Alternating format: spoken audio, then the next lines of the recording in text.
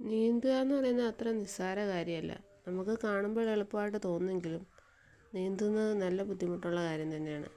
നല്ലൊരു വ്യായാമം കൂടിയാണിത്. കുഞ്ഞു കുട്ടിയായിരിക്കുമ്പോൾ തന്നെ നമ്മൾ ഒരു കുട്ടിയെ നീന്തൽ പഠിപ്പിക്കുന്നതാണ് ഏറ്റവും ബെസ്റ്റ്. കാരണം അവർക്ക് വെള്ളത്തിനോടുള്ള ആ പേടി, ഭയം അതൊന്നും അവർക്ക് അപ്പോൾ അറിയില്ല. ആ സമയത്ത് നമ്മൾ വെള്ളത്തിൽ ഇറക്കി അവരെ പഠിപ്പിക്കുന്നതായിരിക്കും ഏറ്റവും നല്ലത്.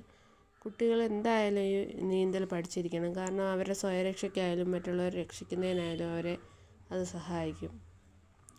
കുഞ്ഞു പ്രായം തുടങ്ങി നമ്മൾ വെള്ളത്തിൽ നീന്തി തുടങ്ങുകയാണെങ്കിൽ നമുക്കതൊരു ഭയമായിട്ട് തോന്നില്ല. വലുതാകുമ്പോൾ നമുക്ക് വെള്ളത്തിനോടുള്ള ഭയം കൂടി വരും. വെള്ളത്തിൽ വീണാൽ എന്ത് സംഭവിക്കും എന്നൊക്കെയുള്ള പേടി കാരണം കുഞ്ഞുങ്ങൾക്കായാലും അതിനോടൊരു ഭയം വന്നു കഴിഞ്ഞാൽ പിന്നെ നീന്താൻ നമുക്ക് ഒരു അറപ്പായിരിക്കും. പക്ഷേ കുഞ്ഞ് പ്രായത്തൊട്ട് നമ്മളതിനെ ട്രെയിൻ ചെയ്യിപ്പിച്ച് നല്ല രീതിയിൽ അവരെ അതിനുവേണ്ടി പ്രയത്നിക്കുകയാണെങ്കിൽ തീർച്ചയായിട്ടും ഇത് നല്ലതുപോലെ അവർക്ക് നീന്താൻ പറ്റും. പല രീതിയിൽ നീന്താൻ പറ്റും. അവരുടെ ബ്രീത്തിങ് കൺട്രോള് അവരുടെ കയ്യിൽ നിൽക്കുന്ന രീതിയിൽ ആകുമ്പോഴത്തേക്കും അവർ നല്ലോണം നീന്തി തുടങ്ങും. കുഞ്ഞുങ്ങൾക്ക് കുഞ്ഞു പ്രായത്തിൽ തന്നെ നമ്മളത് പ്രാക്ടീസ് ചെയ്യിപ്പിച്ച് കഴിഞ്ഞാൽ അവർ നല്ല രീതിയിൽ തന്നെ നീന്തി തുടങ്ങും.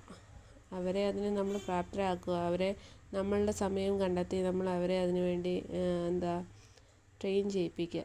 നമ്മളും കൂടെ ഉണ്ടാവണം. നമ്മൾ നീന്തൽ അറിയാവുന്ന നല്ലോണം നീന്തൽ അറിയാവുന്ന ആരെങ്കിലും കൂടെ ഉണ്ടെങ്കിൽ മാത്രമേ കുഞ്ഞുങ്ങളെ നമ്മൾ വെള്ളത്തിലിറക്കി ഇതൊക്കെ നീന്തിക്കാൻ പാടുള്ളൂ.